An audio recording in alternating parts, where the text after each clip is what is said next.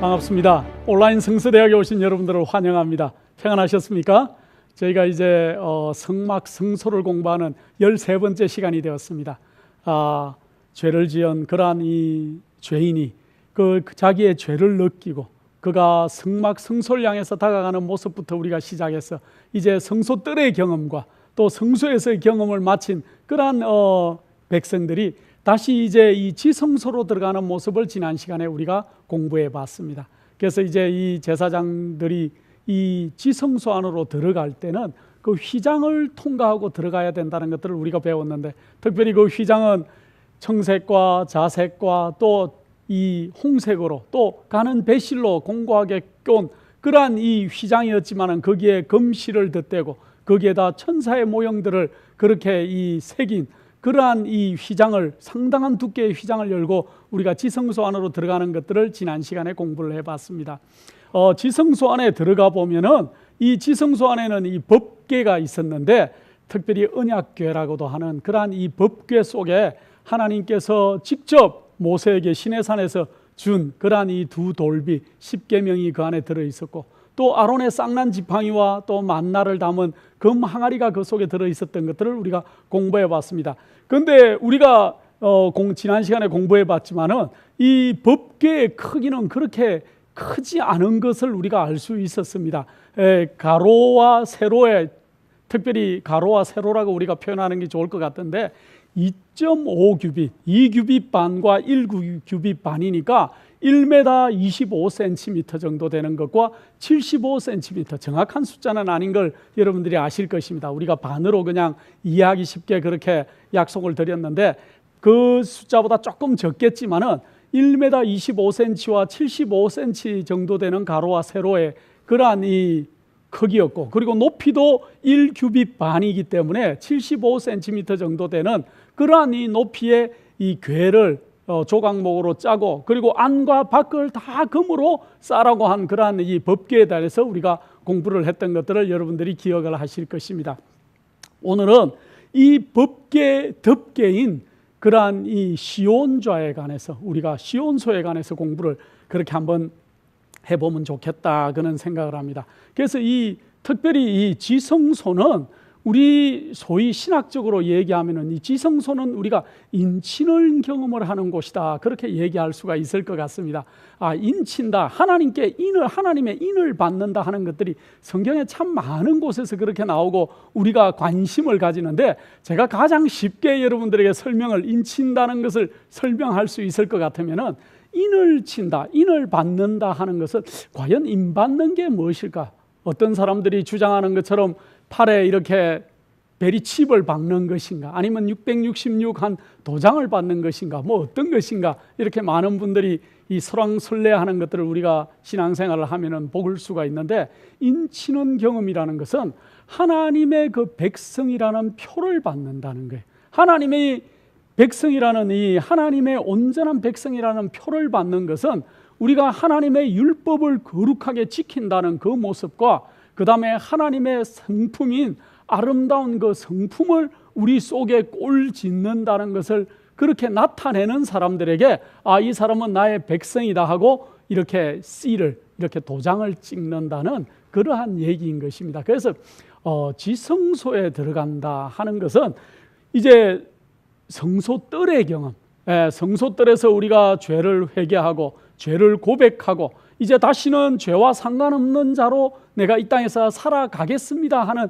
그러한 이 약속을 하고 난 다음에 그들이 이제 죄를 태우는 번제단에서 태우고, 또 그 다음에 물두멍에서 씻는 경험을 한 그러한 백성이 성소 안으로 들어와서는 그가 정말 진설병상의 그러한 경험, 우리가 말씀으로 늘 거룩해지는 그러한 신앙생활을 유지해가는 그러한 모습, 그 다음에 또 분향단에서 기도가 늘 올라가듯이 우리가 기도하는, 우리가 내 모든 것들을 아버지 하나님께 아뢰는 그러한 신앙의 모습들을 그렇게 통과한 백성이 정말 7금 등대에서 나는 빛처럼 예수 그리스도를 아는 빛을 세상에 비춰서 우리는 세상에 빛이고 세상에 소금이라는 그러한 느낌을 사람들이 받을 수 있도록 늘 거룩해져 가는 모습을 경험한 사람들만이 이제 나중에는 드디어 지성소 안으로 들어갈 수 있는 그러한 것들을 표상하기 위해서 하나님께서는 이 땅에 이 유대 광야에 성막 성소를 건립하시고 하나님께서 그 방법들을 가르쳐 주는 것이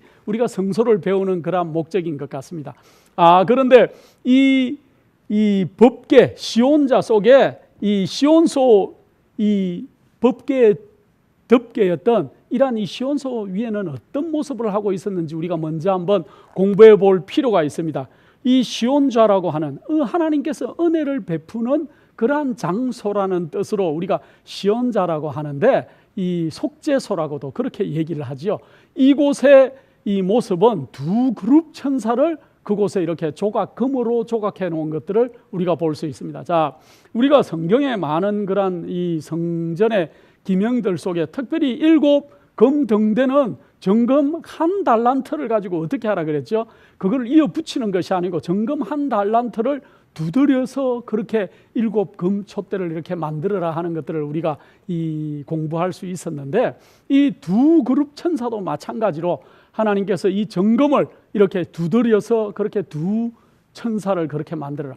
이 법궤, 이 정거궤의 넓이가 2규빗 반과 1규빗 반의 그러한 넓이였기 때문에 이 덮개의 이 뚜껑의 그러한 이 크기도 마찬가지로 이 법궤의 두께와 넓이와 똑같은 그러한 넓이로 만들었을 것이 자명한 일입니다. 그러나 그 황금으로 만든 그 뚜껑 위에 두 천사를 황금을 쳐서 연하게 그렇게 해서 두 그룹 천사를 그렇게 조각하라 그러고 그 사이에서 여호와 하나님께서 우리와 만나시겠다고 그렇게 얘기하시는데 특별히 그 출애굽기에 보면은 출애굽기 25장에 보면은 이 말씀이 나옵니다. 출애굽기 25장 20절로 22절에 보면은 제가 다 읽지는 않겠습니다.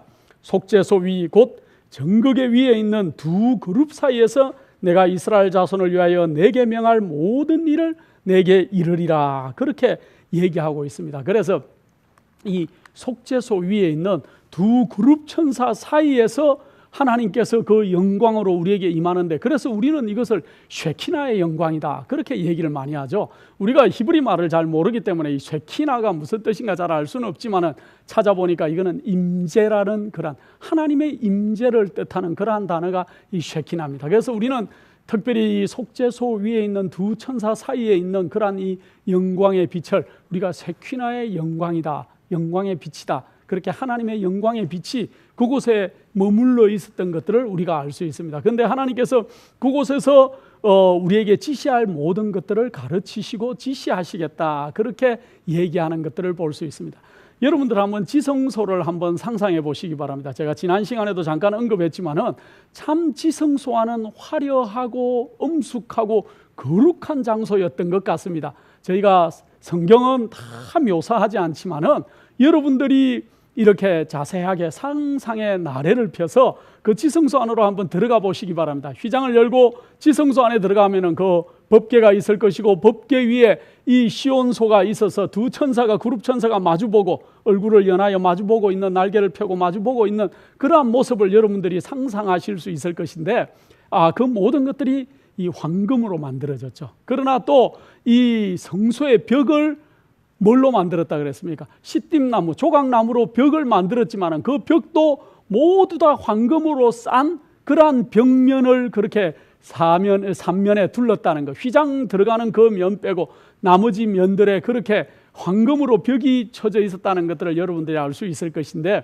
그 벽들에 비치는 그러한 이 천사의 모습 그리고 특별히 휘장의 천사의 모습들이 수놓아져 있었고 그 다음에 여러분들이 성소의 덮개를 공부할 때 성소와 지성소를 덮고 있던 그 덮개는 사중구조로 되어 있었지만은 그 맨 안쪽에 있는 덮개는 청색과 홍색과 자색과 금실로 공고히 꿰았지만은 거기에 천사들을 무늬를 그렇게 수놓았던 것들을 우리가 알 수 있는데 상상을 해보면은 이 지성소 안은 정말로 하나님의 쉐키나의 영광이 그렇게 비치고 있었지만은 그 주변에 이 벽에는 황금벽에는 다 천사의 모습들이 이렇게 반사가 되어서 이 모든 면 속에서 천사의 모습들이 비치는 그래서 참으로 그 하늘 보좌에 하나님께서 계시고 그 주위를 천천만만의 천사들이 둘러 진치고 있는 그러한 거룩하고 엄숙한 모습이 지성소의 모습이 아닐까, 저는 나름대로 그렇게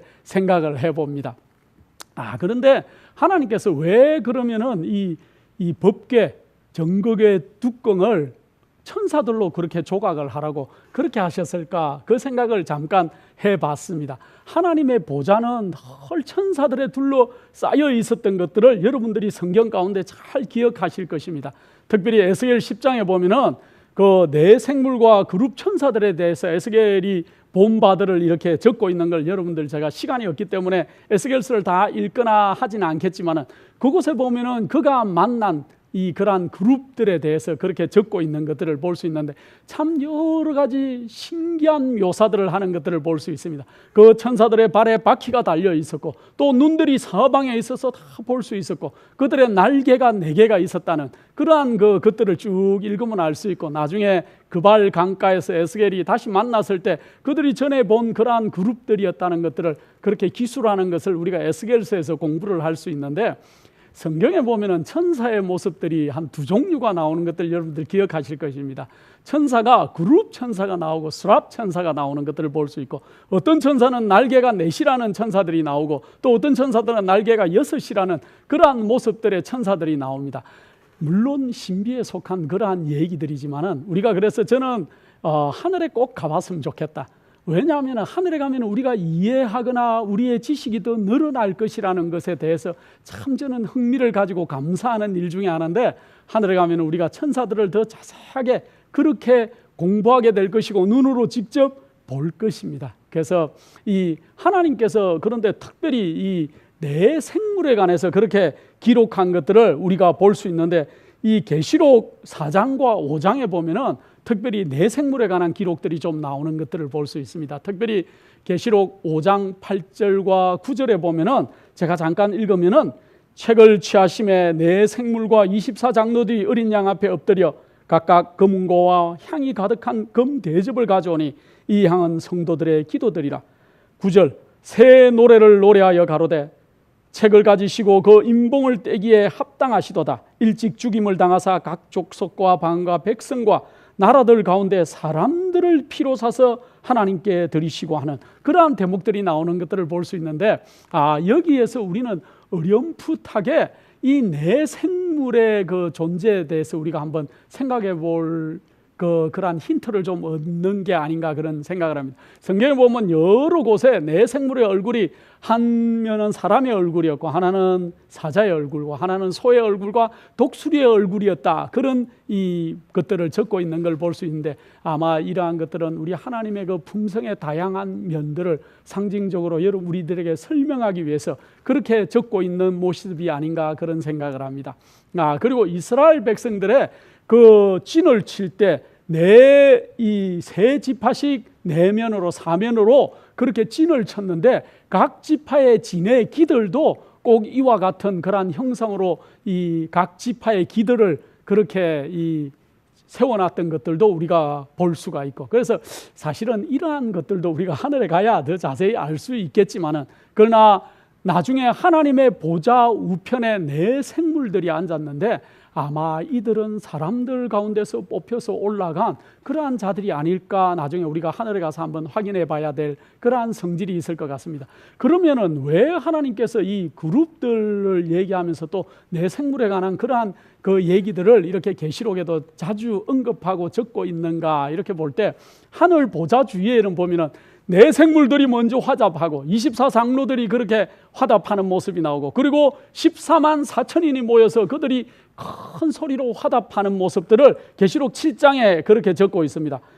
계시록 7장 15절에 그러므로 그들이 하나님의 보좌 앞에 있고 또 그의 성전에는 밤낮 하나님을 섬김에, 성전에서 밤낮 하나님을 섬김에 보좌에 앉으시니가 그들 위에 장막을 치시리라 하고, 이렇게 나중에 하나님의 그 장막이 그들 위에 내려앉는 그러한 모습들까지 그렇게 얘기하고 있는데, 특별히 계시록 7장 15절 그 앞절에 있는 글들에 보면은 이 14만 4천에 대한 설명을 하는데, 이들은 큰 환란에서 나오는 자들이고 어린 양의 피에 그 옷을 씻어서 희게 된 자들이다. 그렇게 얘기를 하고 있습니다. 그래서 아마 이 하나님께서 그 하나님의 보좌 근처에는 이 14만 4천과 또 네 생물과 24장로들, 그래서 이 땅에서 큰 환난과 또 어린 양의 피에 그 옷을 씻어서 희게 된 그러한 자들로 하나님의 보좌의 주변을 둘러 진칠 것인데, 그러한 것들을 설명하기 위해서 어쩌면은 지성소 위에 덮개도 하나님의 보좌 가까이에 가장 가까이 있는 그룹들을 그렇게 조각으로 그렇게 만들어 놓으신 것이 아닌가. 그래서 하늘에 나중에 우리의 모든 모습들을, 우리가 영광 가운데 하나님의 보좌 가까이에 있을 우리들의 그 모습들을 상징적으로 보여주기 위해서 이렇게 그룹 천사들을 이렇게 하나님의 그 셰키나의 영광이 머무는 이 시온소 위에 옆에 이렇게 천사들의 모습을 만들어 놓은 것이 아닌가. 나중에 그 성막성소에는 이렇게 두 그룹 천사들만 만들어 놨지만은 이 열왕기상에 보면은 6장에 보면은 솔로몬이 다윗이 준비하고 솔로몬이 만든 그 솔로몬 성전에는 그 지성소 안에 4명의 천사가 있었던 것들을 우리가 성경에서 볼 수가 있습니다. 그래서 두 천사는 물론 이 시온 법궤 뚜껑 위에 그렇게 두 그룹이 있었지만은 두 천사는 이 법궤 앞에, 이 법궤 앞에 그렇게 그 앞에 두 천사가 그렇게 더 만들어져 있었던 것. 그래서 아마 네서의 그룹들이 그렇게 하나님의 그 영광을 옹이하고 있는 그러한 모습을 그렇게 하고 있는 것을 열왕기상에서 우리가 솔로몬 그러한 성전에서 우리가 볼 수 있습니다. 그래서 이러한 것들이 상징하는 것이 뭘까? 우리 죄인이 성소 뜰의 경험을 하고 정말 그가 죄를 버린 그러한 경험, 그 다음에 죄를 버렸지만은 거기에서 끝나는 것이 아니고 그가 죄를 버린 그 경험을, 거룩한 경험을 성소에서 계속 해 나가는 그러한 백성이 나중에는 하나님의 보좌 앞에, 지성소 앞에까지도 다다를 수 있고, 결국에는 우리가 하늘에서 하나님의 보좌 주위에 우리가 천사같이 앉아 있을 그러한 모습들을 하나님께서는 상징적으로 보여주기 위해서 이렇게 지성소의 문제를 이렇게 이 천사들의 모형으로 그렇게 설명해 주지 않을까, 그런 생각을 제가 개인적으로 해봅니다. 그런데 우리 이 지성소의 경험은 특별히 심판의 경험과 이렇게 같이 가는 그러한 것들을 우리가 자세히 볼 수 있습니다. 우리가 하나님의 보좌 앞에 서기 위해서는 우리가 죄와 상관이 없는 자가 되어야 우리가 하나님의 보좌 앞에 온전하게 설 수 있다는 것을 우리는 너무나 잘 알고 있습니다. 그래서 이 성소, 지성소의 특별히 기별은 우리가 심판의 기별하고 참으로 연관성이 많은 그러한 기별이다. 하늘에는 이 하나님의 보좌 앞에 서기 전에 먼저는 조사하고 또 검토해보는 그러한 일들이 있어야 된다는 것들을 우리가 잘 알 것입니다. 여러분들 그 다니엘 7장에 보면은 이 심판을 베푸는데 책들이 펴였다는 것들을 우리가 잘 알 수 있어요. 그래서 우리가 하늘에서 심판을 받기 전에는 책들이 펴져서 그렇게 이 심판을 받는 그러한 모습들을 많이 얘기하고 있고, 특별히 또 계시록 20장 12절에 또 내가 보니 죽은 자들이 물온대손하고 그 보좌 앞에 섰는데 책들이 펴 있고 또 다른 책이 펴 있으니 곧 생명책이요 죽은 자들이 자기 행위에 따라 책들에 기록한 대로 심판을 받으니, 그렇게 기록을 하고 있습니다. 우리가 이제 하나님의 보좌 앞에 나가고 우리가 결국은 하나님의 그 거룩함 앞에 우리가 서야 되는데, 그렇게 되기 전에는 먼저 심판하는 일이 있어야 된다는 것들을 얘기하고 있습니다. 특별히 왜 그러면 심판하고 조사하는 일이 있어야 되는가? 성경에 보면 제가 이제 다음 시간에는 2300주야라는 그러한 아주 성경에서 가장 긴 예언에 관해서도 우리가 함께 공부해보는 그러한 시간을 좀 갖도록 그렇게 해보겠는데, 그 2300주야를 우리가 공부를 해보면은 다니엘서 8장에 나오는 그 굉장히 중요한 그 우리 역사적으로 또 하나님께서 우리에게 주시는 가장 긴 예언을 우리가 한번 공부해 볼 필요가 있는데, 2300주야의 공부를 잘 하고 나면은 우리가 이 성소의 기별을 더 자세하게 이해할 수 있는 그러한 역할들을 할 수 있는 그러한 것들이 될 수 있다, 그런 생각을 합니다. 그래서 1844년, 역사적으로 1844년에는 이 땅에 재림운동이 있었던 것들을 여러분들이 기억하고 계실 것입니다. 그래서 예수님께서 이제 재림하실 것이다 하고 그들이 이 1844년 특별히 10월 22일, 왜 그들이 10월 22일로 1844년을 정했느냐? 성경에 나오는 가장 긴 연 2300주야의 끝이 1844년이었고 그 1844년 그 해의 유대력으로 7월 10일 대속죄일이 오늘날로 치면 10월 22일이었기 때문에 그 해, 그래서 1844년 10월 22일 대속죄일 날 그들이 이제 이 예수님께서 재림하시는구나 그렇게 생각하고 재림운동을 시작했고 많은 사람들이 우리 주님을 기다렸지만은 그러나 그날 주님께서 오시지 않았던 것들을 우리가 역사적으로 잘 알고 있습니다. 그래서 다시 그들이 성소를 열심히 공부해 보니까 그날은 예수님께서 지성소에서 나오는 날이 아니고 지성소 봉사를 시작하는 대속죄일의 시작이었다는 것들을 그들이 성소를 통해서 공부했는데 저희가 다음 시간에는 특별히 성소에 이제 많은 것들을 해결할 수 있는 대속죄일에 관해서 그렇게 우리가 공부해 보도록 그렇게 하겠습니다. 다시 돌아가면은 이제 심판을 베푸시는데 1844년 이후로는 이 땅에 아담 이후로 태어났던 그 모든 사람들의 조사가 시작되는 기간이라고 우리가 알고 있습니다. 왜냐? 우리가 하늘에 예수님께서 재림하시면은 살아있는 성도들은 구름 속으로 끌어올려질 것이고 죽었던 사람들도 먼저 어떻게 한다고요? 그들이 먼저 무덤에서 깨어날 것이고 구름 속으로 빨려 올라가서 우리 주님의 재림을 맞이할 것이다. 그런데 어떤 사람들은 죽었다가 무덤에서 깨어날 것이고 어떤 사람들은 살았다가 공중으로 끌어올려질 것인데 그러나 많은 사람들은 이 땅에서 예수님의 재림을 같이 맞이하지 못하는 사람들도 있을 것이고 또 아담 이후로 죽었지만은 어떤 사람들은 깨어날 것이고 어떤 사람들은 깨어나지 않을 것이다. 여기에 어떠한 이유로 그들이 일어나고 어떤 사람들은 무덤에서 일어날 것이고 어떤 사람들은 살아서 성천할 것인데 어떤 사람들은 하지 못할까요? 이러한 일을 하기 위해서는 분명히 조사가 필요하다는 거죠. 이 땅의 그 법정에서도 어떤 죄를 지은 죄인이 있다면은 그 죄인이 정말로 죄인인지 정말로 죄가 이 형벌을 받기에 합당한지 아니면 이가 억울한 누명을 쓰고 있는지는 조사를 해야 되는 것이고 필히 검토를 해보는 일이 있고 난 다음에 판결을 해야 되는 것들이 오늘날 우리가 이 세상의 법정에서도 온당한 일이라는 것들을 우리가 잘 이해하고 있습니다. 만약에 여러분들이 어떤 억울한 일을 당해서 감옥에 갔다고 생각하자고요. 아직 감옥은 가지 않고 경찰서에 잡혀 있습니다.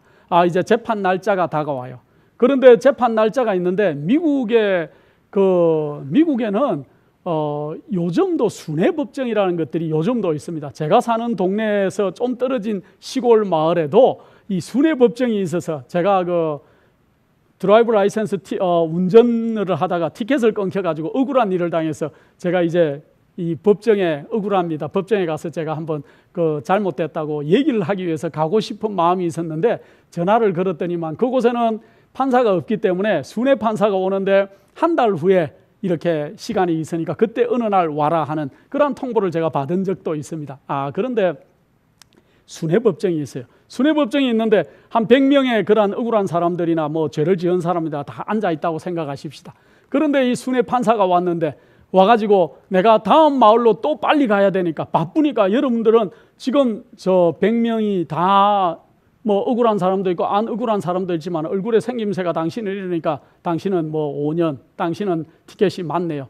벌금 얼마 이렇게 만약에 하고 갚버린다면은 여러분들이 얼마나 억울하시겠습니까? 세상의 법정도 그렇게 하면 너무 억울한데 하늘에 하물며 하늘에 올라가고 또 우리가 영원히 하늘에서 하나님과 함께 살 그러한 백성들을 그렇게 선택하는데 이가 정말 하늘에서 살 수 있는지 없는지 조사하지 않고 또 살펴보지 않는다면은 참으로 성경은 합리적이지 않고 하나님은 공평하시거나 의로우신 그런 분이 아니라는 것들을 우리가 주장하게 될 것입니다. 그래서 하나님께는 사실은 심판이 필요 없어요. 하나님은 전지전능하신 하나님, 우리가 어떠한 사람들인지 우리가 어떠한 인생을 살았는지 또 지금 우리의 마음의 동기가 어떠한지 하나님께서는 다 아시죠. 다 아시지만은 하늘에서 하늘 법정에서 책들이 펴이고 심판을 베푸는 이유는 이 하늘에서 있었던 여러분들이 전쟁을 기억하실 것입니다. 이 땅에서 시작된 것이 아니고 하늘에 있는 루스벨로부터 시작된, 사단으로부터 시작된 그러한 이 전쟁으로 인해서 참으로 사단이 하나님을 고소하고 하나님의 율법은 지킬 수도 없고 지킬 사람들도 없다, 또 지키기에도 어렵다는 그러한 고소를 한 상태였고, 하늘 천사의 3분의 1이 떠나가는 모습을 하늘에 있는 천사들이 다 바라봤어요. 바라봤고, 그 다음에 죄 짓지 않은 우주의 거민들이, 하늘의 거민, 우주의 거민들이 이 모습들을 지켜보고 있기 때문에 하나님께서 그냥 이제는 아무나 하늘로 다 예수 그리스도를 내가 믿습니다 하고 결심만 한다면 누구나 다 하늘로 데려갈 수 없다는 것들을 여러분들이 가장 합리적으로 생각할 수 있을 것 같습니다. 그래서 왜 심판을 베푸시는가? 하나님께는 심판이 필요 없고 하나님은 다 아시지만은, 그러나 그 하늘의 천사들과 우주의 거민들이 지켜보는 가운데 이 사람이 정말 성소뜰의 경험, 그가 이제 내가 정말로 죄와 상관없는 자로 살아가기를 원합니다, 죄를 회개합니다 하는 회개의 경험을 한 사람들인지, 그러나 그 한 번의 회개의 경험, 한 번의 회심의 우리가 경험으로 우리의 모든 신앙생활이 다 되지 않는다는 것은 우리가 양심적으로 너무나 잘 알아요. 제가 20살 때 하나님께 정말 맹세하고 서원하고 하나님, 내가 하나님의 뜻대로 살겠습니다 했지만은 그 위에 죄를 한 번도 안 지었을까요? 여러분 어떻습니까? 여러분들이 혹 이제 30대 때, 20대 때 했던 그러한 혼란, 그러한 그 회심의 경험을 오늘날도 잘 유지하고 계십니까? 아니면 시시때때로 넘어지십니까? 우리 인생은 우리가 성소뜰의 경험, 우리가 하나님께 의롭다 하고 내가 이제 다시는 죄와 상관이 없이 살겠습니다 하고 결심했고, 또 내 죄를 불에 다 태웠고, 또 물두멍에서 씻는 그러한 이 침례의 경험을 했고, 그렇게 했지만은 우리가 시시때때로 넘어지는 경험을 알 수 있어요. 그래서 하늘에서도 이가 회개했지만은, 그러나 그 회개한 상태, 죄 없는 그 상태를 계속 유지하고 있는지, 성소의 경험, 그래서 우리가 늘 성화되는 거룩해지는 그러한 이 모습을 계속 유지하고 있는지 없는지를 하늘 법정에서 보기를 원하는 거예요. 그래서 결국은 그가 비록 쓰러지고 넘어진 경우들이 많이 있었지만, 그러나 예수 그리스도의 피의 공로를 의지해서 늘 그가 다시 일어서고, 그 마음에 비록 그가 실수들이 있었고 또 잘못된 점들이 있었지만 그가 그 마음의 중심이 늘 지성소를 향해서 갔고, 또 하나님의 거룩하심을, 그가 또 예수 그리스도의 의로우심을 본받기 위해서 노력했고, 그리고 죄와 상관없이 살아가는 모습들이 계속되어서 이제는 그 죄와 상관없는 믿음의 증거들이 그의 인생에서 드러나고 있는지를 보기를 원하시는 것이 하늘의 책들이 펴인다는 거예요. 그래서 하늘에 책들이 펴져 있다, 그래서 참 합리적이라는 그런 생각을 합니다. 그래서 어떤 사람은 정말 하늘에 들어갈 것이고 어떤 사람은 하늘에 들어가지 않을 것이라는 것이 판명이 나기 위해서는 분명히 우리가 한번 조사해보는 일이 있어야 될 것이고, 또 그의 인생을 살펴보는 일이 또 있어야 될 것입니다. 우리가 1000년 후에 하늘에 가면은, 하늘에 가서 우리가 1000년 동안 뭘 한다 그랬습니까? 우리가 왕 같은 제사장들이 되겠다. 왕은 심판하는 권세를 받았던 사람들이죠. 그래서 우리가 하늘에 가서 1000년 동안 있을 동안에는 우리가 또 하나님의 심판에 또다시 참여할 건데, 그때 심판은 어떤 심판인가? 이 땅에서 어떤 사람들은 하늘에 정말로 거룩하게 이 땅에 살았는데 하늘에 오지 못할 사람들이 생길 것입니다. 내 아버지가 참 거룩했는데, 아니면은 내 자녀가, 아니면 내 교회에 있던 그 목사님이, 장로님이, 그 집사님이 참 거룩하게 사셨는데 왜 이들은 하늘에 오지 못했을까요? 하고 의문을 가지는 사람들이 있을 것입니다. 그러면은 우리가 하늘에서 다시 우리 예수님께서 그들을 데리고 그들에게 그들의 인생을 다시 한번 파노라마처럼 보여줄 겁니다. 그래서 그들의 인생이 왜 오지 못했고, 우리가 보기에는 참으로 의롭게 살았고 봉사활동을 많이 했고 하나님의 일을 너무너무 많이 한 사람이었지만 그 마음의 동기가 잘못되었다는 것들이 그날 드러나는 사람들도 있을 것이고, 그들이 아직 변화되지 못한 성품을 계속 유지하고 있었다는 것이 드러나는 사람들도 있을 것이고, 그가 하늘을 사모하는 것보다 죄를 사모하는 마음이 더 달콤했다는 것이 드러나는 사람들도 그때 있을 것입니다. 그러한 것들을 우리가 다시 한번 살펴보는 것들이 우리가 하늘에서 1000년 동안 할 일들 가운데 하나라는 것들을 우리가 기억해 볼 그러한 필요가 있을 것 같습니다. 그래서 지성소의 기별은 심판의 기별과 굉장히 연관성이 있다는 것들을 우리가 기억해야 될 것입니다. 그래서 하나님께서 죄를 어떻게 취급하시고 또 죄인이 어떻게 성소들의 경험과 또 성소의 경험과 지성소의 경험을 하고 난 다음에 하나님의 보좌 앞에 어떻게 의롭게 설 수 있는지가 확연하게 드러나는 것이 우리가 지성소의 기별에서 우리가 다시 한번 생각해 봐야 할 그러한 것들입니다. 그래서 심판은 두려운 것이 아니에요. 여러분들이 어떤 억울한 일을 당해서 이렇게 조사를 받는다면 어떤 날을 기다리겠습니까? 재판하는 날을 아주 기다릴 거예요. 왜냐하면 나의 억울함이 풀리는 날이고 나의 억울함이 신원이 되는 그러한 날이기 때문에 기다릴 것입니다. 그러나 어떠한 사람들은 그 심판이 두려운 심판이 될 것입니다. 아직 버리지 않은 죄들, 내가 아직 회개하지 않은 그러한 나의 인생의 모습을 아직도 가지고 있는 사람들에게는 그 심판의 날은 분명히 두려운 날이 될 것입니다. 우리가 어떠한 심판을 맞을 것인가는 우리가 우리 각자의 그 인생의 결정에 달린 문제라는 그런 생각을 해봅니다.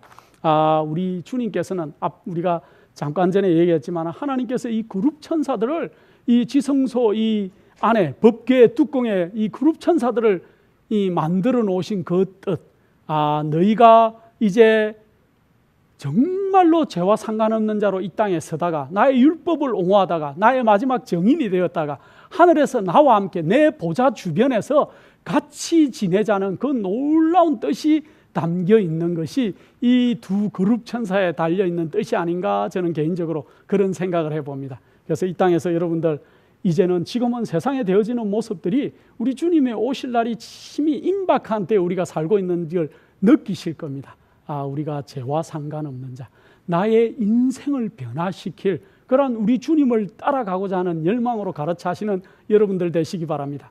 다음 시간에는 우리가 이제 이 지성소 안에 대속죄일 날, 대제사장이 1년에 한 번 7월 10일 날 대속죄일에 지성소로 들어가는 우리 대속죄일에 관한 그러한 문제들을 공부해 보시면서 하나님께서 이 죄의 문제를 결국 어떻게 해결하시는지를 우리가 이 성막성소를 통해서 공부해 보는 시간을 다음 시간에 갖도록 하겠습니다. 그럼 다음 시간에 만날 때까지 안녕히 계십시오. 감사합니다.